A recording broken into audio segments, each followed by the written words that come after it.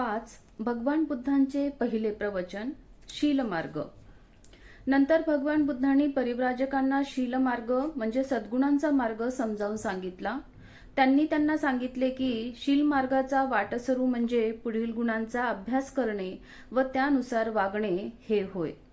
शील, दान, उपेक्षा, नैष्क्रम्य, वीर्य, शांती, सत्य, अधिष्ठान, करुणा आणि मैत्री या सद्गुणांचा यथार्थ अर्थ जाणून घेण्याची इच्छा परिव्राजकांनी व्यक्त केली.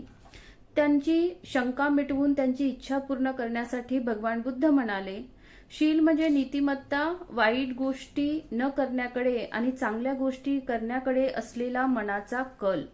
अपराध करण्याची लाज वाटणे, शिक्षेच्या भीतीने वाईट गोष्ट करण्याचे टाळणे म्हणजे शील. शील म्हणजे पापभीरुता. नैष्क्रम्य म्हणजे ऐहिक सुखाचा त्याग. दान याचा अर्थ स्वार्थाची किंवा परतफेडीची अपेक्षा न करता दुसऱ्याच्या भल्यासाठी स्वतःची मालमत्ता, रक्त किंवा देह अर्पण करणे. इतकेच नव्हे तर प्राणत्याग करणे म्हणजेच दान होय. वीर्य म्हणजे योग्य प्रयत्न. हाती घेतलेले काम यत्किंचितही माघार न घेता अंगी असलेल्या सर्व सामर्थ्यानिशी पूर्ण करणे म्हणजे वीर्य आणि त्याला पूर्ण केल्याशिवाय मागे वळून न पाहणे. शांती म्हणजे क्षमाशीलता. द्वेषाने द्वेषाला उत्तर न देणे हे याचे सार होय. कारण द्वेषाने द्वेष शमत नाही, तो फक्त क्षमाशीलतेने शांत होऊ शकतो. सत्य म्हणजे खरेपणा. माणसाने कधीही खोटे बोलता कामा नये. त्याचे भाषण हे सत्यच असले पाहिजे. ते सत्याखेरीज दुसरे काहीही असता कामा नये. अधिष्ठान म्हणजे सर्व ध्येय गाठण्याचा दृढ निश्चय. करुणा म्हणजे सर्व मानवाविषयीची प्रेमपूर्ण दयाशीलता. मैत्री म्हणजे सर्व प्राण्यांविषयी बंधुभाव बाळगणे. मित्रांविषयीच नव्हे तर शत्रूंविषयी देखील, मनुष्य प्राण्यांविषयीच नव्हे तर सर्व जीवमात्राविषयी बंधुभाव बाळगणे. उपेक्षा म्हणजे औदासिन्याहून निराळी अशी अलिप्तता, अनासक्ती, आवड किंवा नावड नसलेली ती एक मनाची स्थिती होय. ही दुसऱ्यांच्या सुखदुःखाविषयी निरपेक्ष भाव ठेवण्यापेक्षा वेगळी गोष्ट आहे. ही चित्ताची अशी अवस्था आहे ज्यात प्रिय अप्रिय काहीच नसते. फळ काहीही हो, फलप्राप्तीने विचलित न होणे, परंतु निरपेक्षतेने सतत प्रयत्न करीत राहणे म्हणजेच उपेक्षा. आपल्या कुवतीनुसार प्रत्येकाने या सद्गुणांचा अभ्यास आणि त्यांचे पालन केले पाहिजे. म्हणूनच त्यांना पारमिता, पूर्णत्वाच्या अवस्था असे म्हणतात. 6. भगवान बुद्धांचे पहिले प्रवचन. भगवान बुद्धांनी आपला धम्म आणि त्यातील विषय समजावून सांगितल्यानंतर परिव्राजकांना विचारले, माणसांची व्यक्तिगत चरित्राची पवित्रता ही जगातील चांगल्या गोष्टींची आधारशिला नाही काय? त्यांनी उत्तर दिले, आपण म्हणता ते बरोबर आहे. नंतर भगवान बुद्धांनी विचारले, क्रोध, लोभ, अज्ञान, प्राणहत्या, चौर्य, व्यभिचार आणि खोटे बोलणे यामुळे व्यक्तिगत चारित्र्य भ्रष्ट होत नाहीत काय? या वाईट गोष्टींवर ताबा ठेवता यावा म्हणून व्यक्तिगत शुद्धीकरता चारित्र्याचे सामर्थ्य वाढवणे आवश्यक नाही काय? जर कोण्या माणसामध्ये व्यक्तिगत चारित्र्य शुद्ध नसेल तर तो चांगल्या गोष्टी करण्यास जनकल्याणाचे माध्यम होऊ शकेल काय? आणि परिव्राजकांनी उत्तर दिले, आपण म्हणता तसेच आहे. आणखी असे की माणसाला दुसऱ्यांना आपला गुलाम बनवण्यात किंवा त्यांच्यावर सत्ता गाजवण्यास संकोच का वाटत नाही? माणूस दुसऱ्याच्या जीवनातील सुखदुःखाबद्दल उदासीन का असतो? माणसे एकमेकांशी सदाचाराने वागत नाहीत हेच त्याचे कारण नव्हे काय? आणि परिव्राजक उत्तरले, होय तसेच आहे.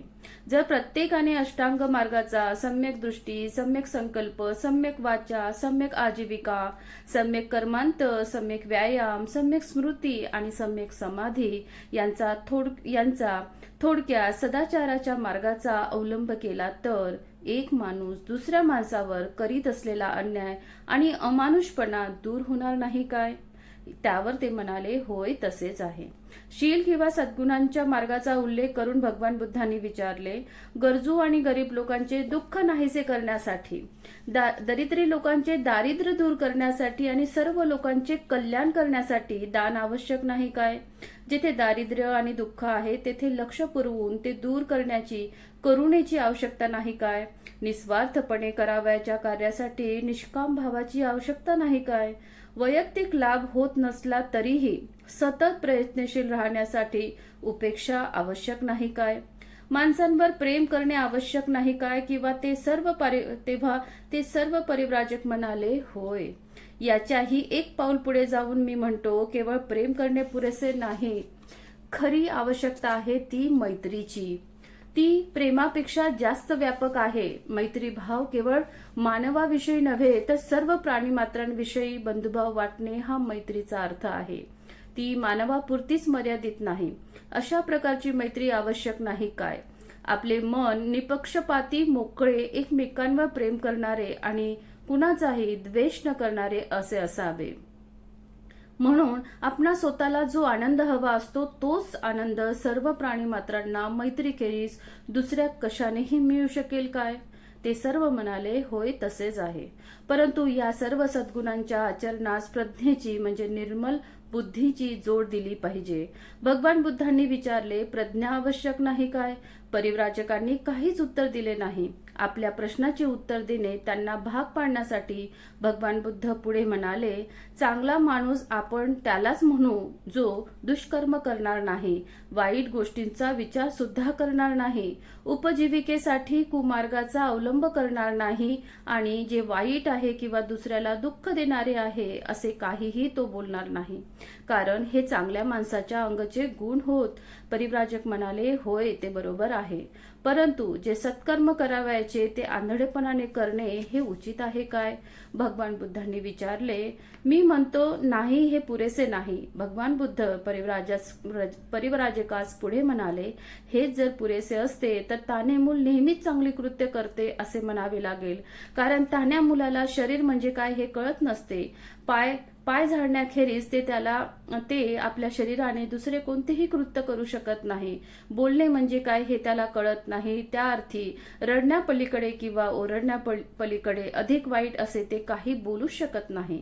विचार म्हणजे काय हे सुद्धा त्याला कळत नाही. ते फक्त आनंदाने किंकाळ्या मारू शकते. उपजीविका म्हणजे काय हे त्याला कळत नाही. त्या अर्थी त्याने एखाद्या वाईट तऱ्हेने जीविका करण्याचा प्रश्नच उद्भवत नाही. आईचे स्तन चोखण्यापलीकडे जगण्याचा दुसरा कोणताही मार्ग ते अवलंबू शकणार नाही. म्हणून सद्गुणाचा मार्ग प्रज्ञेच्या कसोटीला उतरला पाहिजे. यास्तव समज आणि बुद्धी हेच प्रज्ञेचे दुसरे नाव आहे.